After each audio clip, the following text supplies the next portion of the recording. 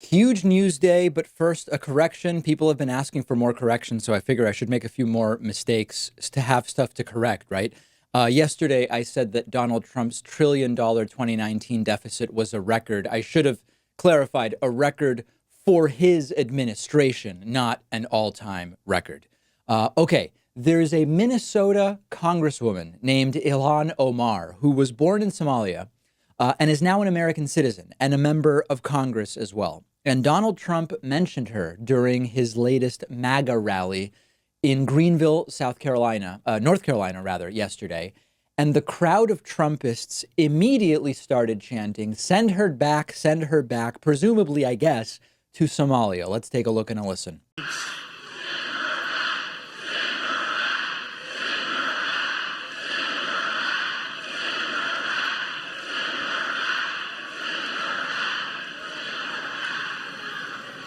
'And she talked about the evil Israel. Trump had said a few things about her right before this, that she looks down on Americans, something about she blamed the U.S. for what's going on in Venezuela, I believe, although maybe that was via tweet.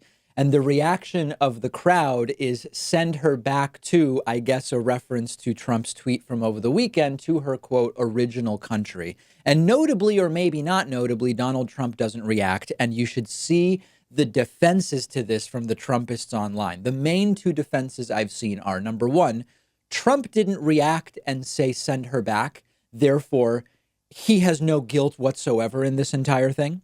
Of course, the silent complicity really does say a lot. And then number two defense that I heard is, this isn't literal. It's not literally send her back. No Republican literally wants to send her back. They're just saying, we're Republicans and she's a Democrat, and we don't like Democrats. It's just partisan bickering with a sort of hyperbolic statement like send her back. Now, the normal reaction from a president of the United States when a crowd starts chanting that an American citizen should be sent back to a different country should be how John McCain reacted during the 2008 presidential campaign against Barack Obama when a woman at one of his events said Obama is an Arab. Remember this? I got to ask you a question. I do not I can't trust Obama.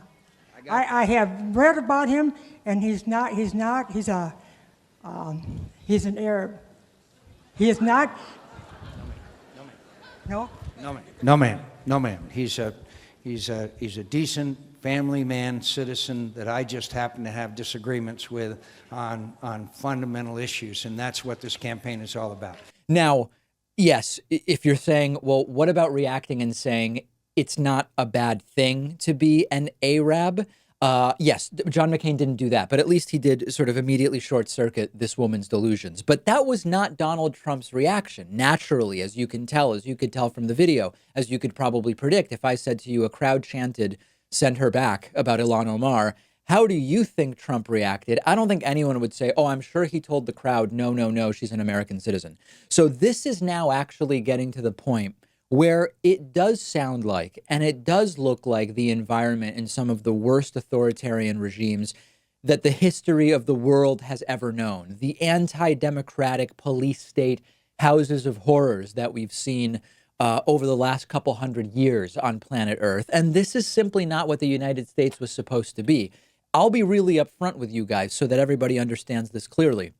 You don't have to like Ilhan Omar or agree with her on every idea to recognize that this is simply unacceptable. And this may even be a backfire in some sense for Donald Trump in terms of his war with the so-called squad, these 4 ethnic minority congresswomen who are now getting a ton of attention, because there's been a lot of back and forth about how the squad is polling, and Donald Trump completely misread a poll. There was a poll that only talked to, I believe it was white people with under 2 years of college or something like that.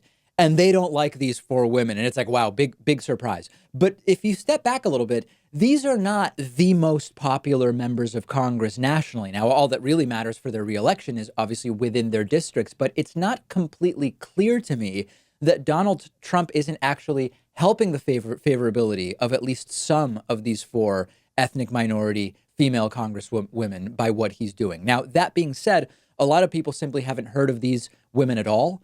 and simply becoming aware of the fact that there are these 4 congresswomen is probably good for them and not particularly good for Donald Trump. But anyway, the point here is this is not a drill, okay?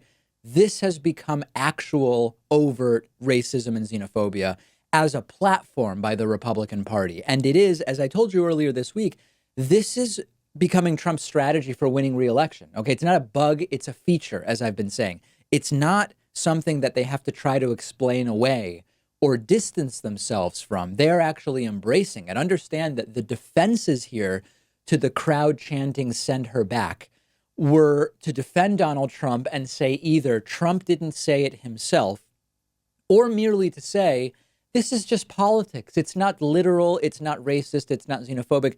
It's just politics. It's saying we don't like Ilhan Omar's politics. Remember, they started by saying we're only against illegal immigration. That was their line for a bunch of, months or whatever, a year. Ilhan Omar came here legally, but they say send her back. Even people from so-called S-hole countries can come here legally, but they don't want them either. And this was always a ruse. That is the most important takeaway from this entire thing. They claimed all along to be against only illegal immigration, undocumented immigration.